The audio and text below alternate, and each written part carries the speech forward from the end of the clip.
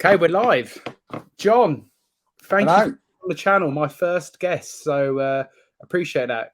Guys, Thanks for having me. guys, John's going to introduce himself properly, but you probably recognise the surname with John Boulding and Bold Finds. John's actually my cousin, but that's not the only reason I wanted him on today. But John, look, I'll shut up for a second. Introduce yourself. Tell the people a little bit about yourself, about your reselling as such, and also I want to talk a lot about your Powerchair Football. Yeah, so obviously, as James said, I'm John Boulding, his cousin. I work full time, so reselling is only a part-time thing for me, and it's a bit of a hobby really, rather than a business. I got into it because we had a little adventure together a few years ago, and I really enjoyed it. And so, yeah, from then on, I just carried it on as a little side hobby alongside work. That's also in my spare time. And the other time, I'm playing football.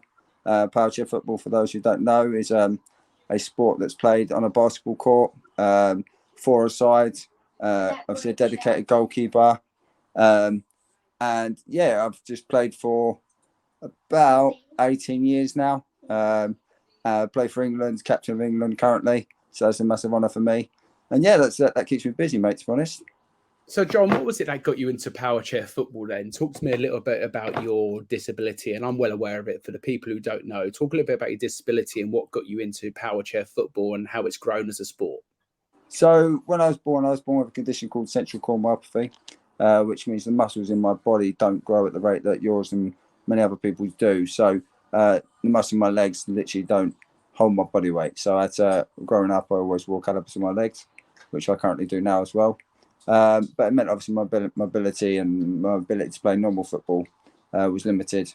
So in 2002, there was a flyer come through my school about Powerchair Football, which was the first tournament to take place in this country, because it had been taking place in other countries before, but never in this country. So I attended that, and from then on, I've been privileged enough to play in many countries, including Japan twice, Florida, Finland, Ireland, Portugal, and yeah, like I say, I've managed to be in all them countries, attended a few World Cups for England, won the Euros of England in 2019, so we're the current European holders, and yeah, that's kind of where I've got to now with my football, really. Okay, John, tell us a fun fact that not many people would know about yourself. So something that I might not even know. Tell me a fun fact if you can think of one. Fun facts about me.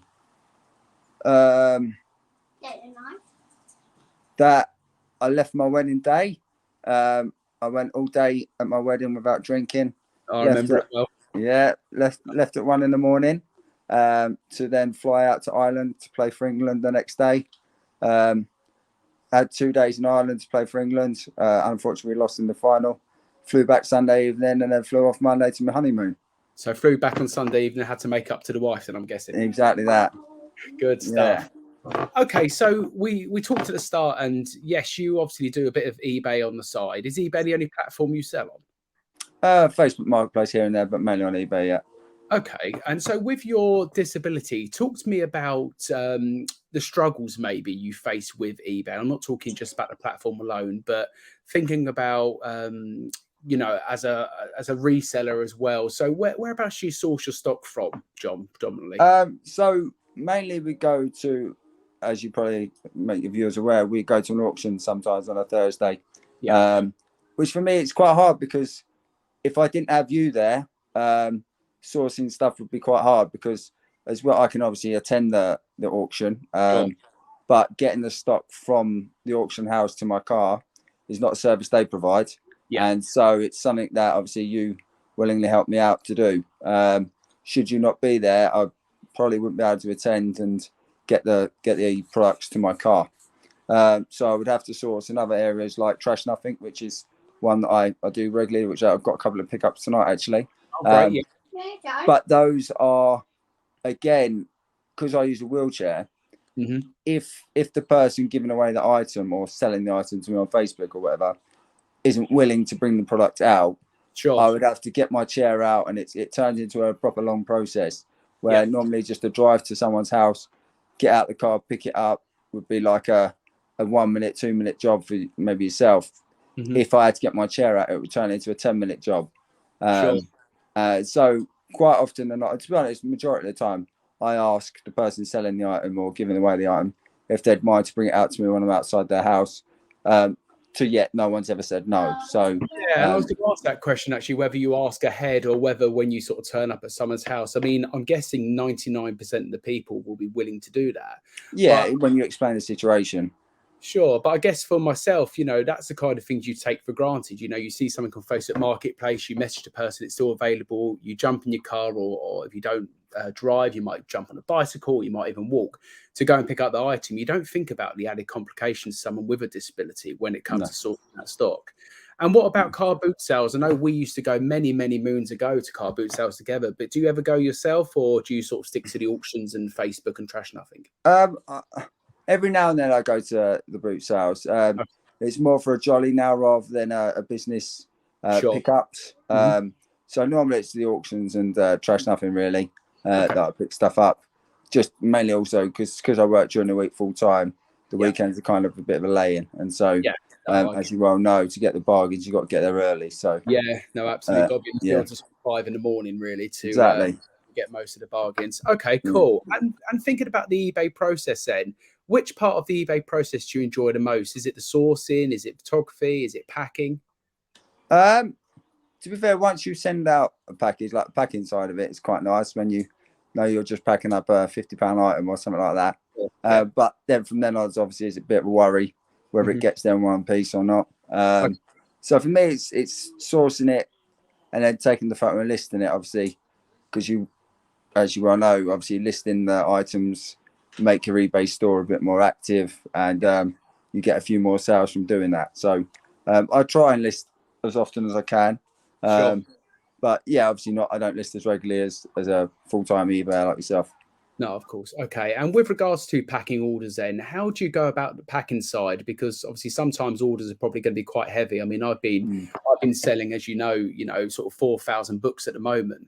And some of them parcels, you put together 8 or 9 books, and it weighs, 8, 9, 10 kgs, quite Mm. heavy to lift even for myself. So Yeah. how do you go about getting them to? Do you drop them off at the impost lockers, or do you get Hermes to come and collect from your door? How do you go about your postage side? Yeah, so obviously the heavy items, my wife at home helps me around the house a bit Mhm. to lift stuff, and I package it up, and then once it's on the floor, I can kind of use my wheelchair to push it to the front door, I and then guess like from there, Powerchair Football, really, just nudge it to yeah, the door. just Yeah, using a box instead of a ball. yeah, cool. Yeah, so I'd get it to the front door, and then I use every at the moment. Obviously, they've changed from Hermes. Yeah. I pay for one item to be collected from home. Mhm. Um, that then gets the guy here, and then I do pay for the rest of the items to be delivered in lockers. But I see. obviously, cheeky, Yeah, cheeky.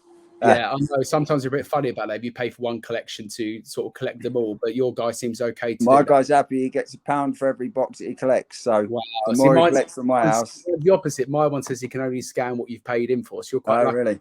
So yeah, advice for everyone: don't think it's definitely going to happen. But if you've No. got a good Hermes guy and they're getting paid per parcel, it might be worth speaking to them and trying to do that, because that will save a lot of time. I know on a Monday, I've sometimes got to drop off 40 parcels at the lockers, and to even pack them parcels takes so much time. But then you've got an extra 25 minutes on top Mm. sometimes, going around driving to all the lockers, making sure they're available, because they fill up pretty quickly as well. Okay, so we spoke a little bit about where you saw stock. Have you got any horror stories on eBay? Have you got any parcels that have gone missing before, or have you had any nightmare customers on eBay? And remember, this is a clean channel, so I don't want no Yeah. bad language if they send you any bad stories you can think. Uh, no, the most recent one I've had, I don't know how they've done it, but they lost a disability chair that gets you into the bath. Okay. So it's a rise and recline chair for disabled people. Yeah. Obviously, it was in a huge box. Mhm. Person bought it for £55. It was £10 postage, so £65 total. And yeah, somehow in the process, after 2 weeks, it still never arrived, Mhm. and Hermes at the time declared it as lost. It's Whether, you can lose such a big item. You would think, how yeah, can you lose that? yeah, it does wonder me sometimes. Yeah. Sometimes I get the impression if they don't have a lorry going in that direction, whether they believe it's worth their while, and so Sure. that's my conspiracy anyway. Yeah, it kind of just ends up in a pile somewhere and maybe sold off elsewhere potentially. Yeah, and it saves them the delivery, and obviously it's easy enough to claim the money back. So Sure. thankfully I got the money back for that, but otherwise that would have been a bit of a nightmare. A price of that amount, getting lost and not getting it back. So yeah, that's probably the most recent thing. Feedback's always a weird one. I understand that. Yeah. Some people expect the world purchasing second-hand items. Most recent one is I sold a Nerf gun. I think the guy basically expected it spick and span like it was in the shop. Apparently it arrived like a child had been puked over it. So, unless someone did without me knowing, I don't know. But feedback's always interesting, John. How do you deal with that negative feedback? Does it play on your mind, or do you kind of brush it off now, or what do you try and do? Do you take it on board to try and improve? You know, it's like different people, different attitudes. When you sell, for instance, I've probably sold 100 things over the last 2 months, had about 2 negative feedback. So you can't really take the percentage of that negativity away from the good work that you think you're basically doing. So no, I never really take them as a heart pounding like loss kind of thing. But when you get a return, that's when it hurts. And especially when it's a big item. And especially when it's something that you've already described and then they didn't read it properly. And so then when they get it, they believe it's not as it was described. And you then have to have the argument between you and the customer. And it's, that's when it's a bit demoralizing.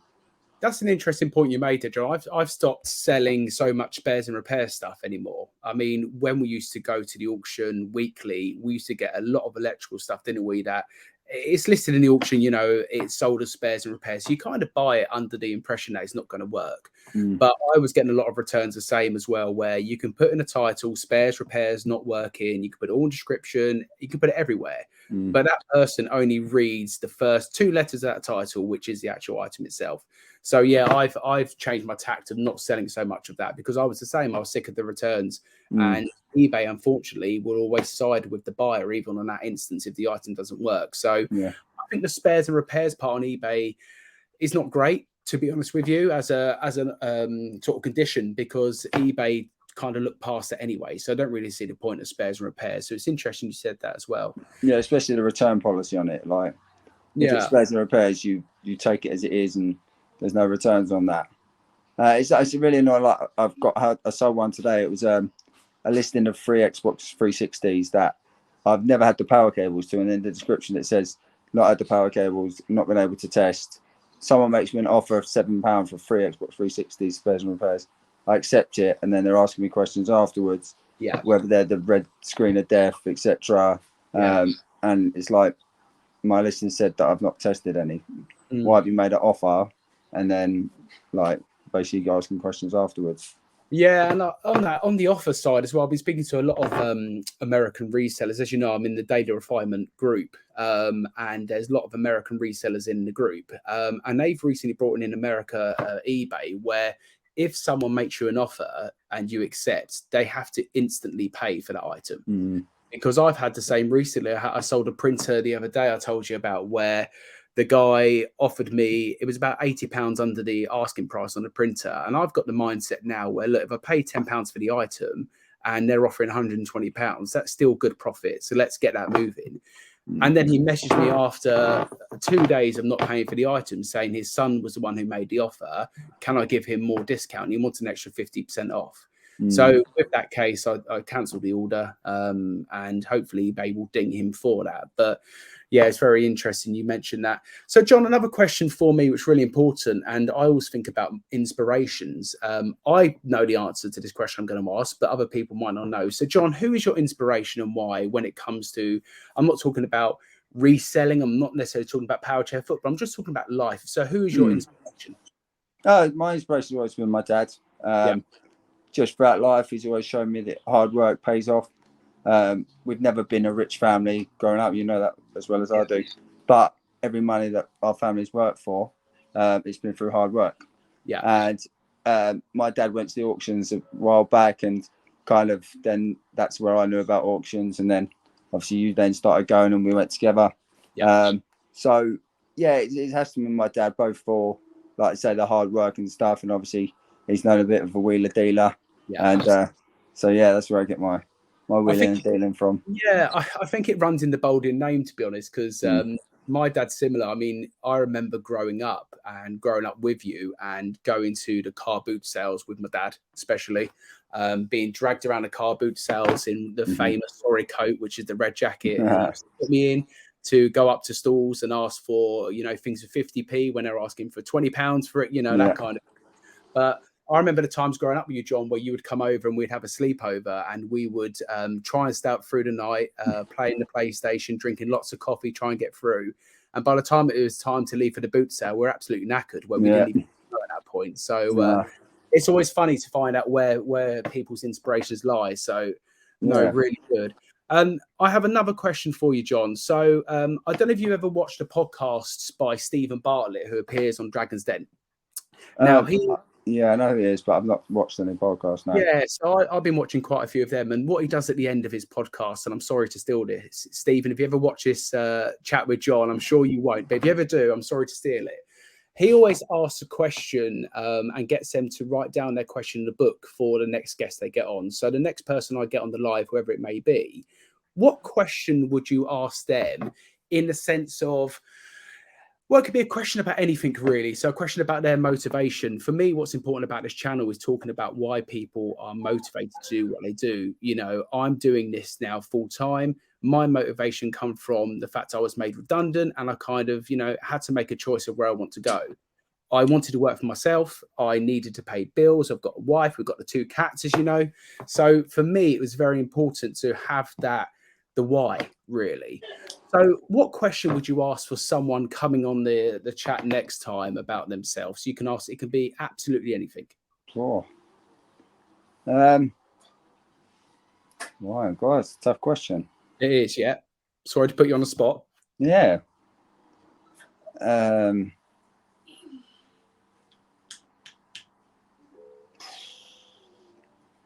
thought you said he wrote it down on a bit of paper. Yeah, well, he did. Time.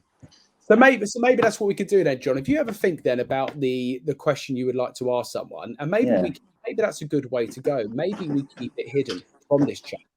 And then what I can do is bring it on them next time, so they're under a bit more pressure to ask, and then they can write it. Maybe we do that as a start. So if you have a little think after the chat today, John, and think about, I'll send you a recording with it, and then you can put it in next time. Add that in the end, and then we can ask them. Because I always like to kind of put people on the spot when it comes to that, and it can be a question around. I mean, he asked questions around motivation. And what is important to them in life as well. So it could be a number of different things you want to ask. So we can get that down next time.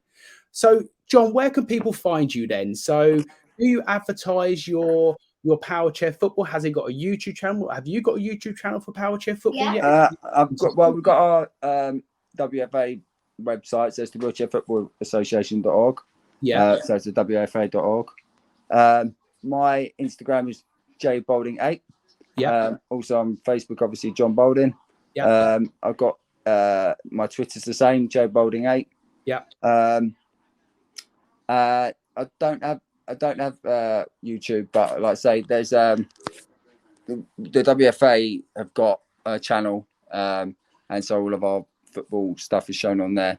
So can people watch the games on that WFA channel, John? Is that they're live. And there's another channel called Pro My, which are officially linked with the WFA, and they stream all of our games, attend the live events. There's commentary as well, so people that are new to the channel obviously can listen in and learn the rules.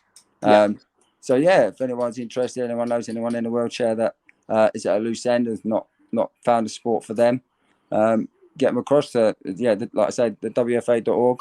Find their local Powerchair team, and get in touch, and it could change your life like it's changed mine. Sure, and that's what I was going to ask. And what I'll do, everyone, I'll put all the links John's mentioned in the description below, so it's nice and easy to find. But if I was disabled and there was a point in life, John, where you probably would love to play football, and there was many times you played football with us on the green outside our house. We put you in goal and had to pick you up every time, and the ball went in and you dived for it. But if you're at a loose end and you're young and you're thinking, you know, I would love to do sport, but I feel I can't because of my disability, how would they get in touch to speak to people about joining up with a Powerchair football team? Because there's Powerchair football teams now all over the country, isn't there? All over the world. Yeah. That's what I said. Like if you visit the WFA.org, it's then got a list of all of the regions, obviously in the country, and the contact numbers for all of the clubs. Find your local one and then go down and just try it out. It doesn't have to be the first one that you attend. Different clubs offer different things, but at least if you go down, first of all, you'll obviously learn the rules of the sport and see whether it's for you. You know, it's not for everyone, but for everyone that I've known that's tried it for the first time, they've loved it, and they say it's changed the rest of their life like it's changed mine. Amazing. Well, John, again, thank you so much for being my first guest on the channel. It's really nerve-wracking speaking to someone. Although we speak every day, it feels so much different when you're doing it like this for a channel. So I appreciate it. And everyone, I hope you enjoyed today. If you're keen to come on a channel, I'm interested in speaking to not just the well-known YouTubers, but people who are into reselling, or it might be something like John, where you might do a bit of part-time reselling. You know, drop me messages on Instagram or on the YouTube comments. I'd love to get you guys on as well. But if you haven't already, like and subscribe. It really helps out the channel. And yeah, John, thanks. Thanks, all the best. Look forward to seeing more videos in the future. Absolutely.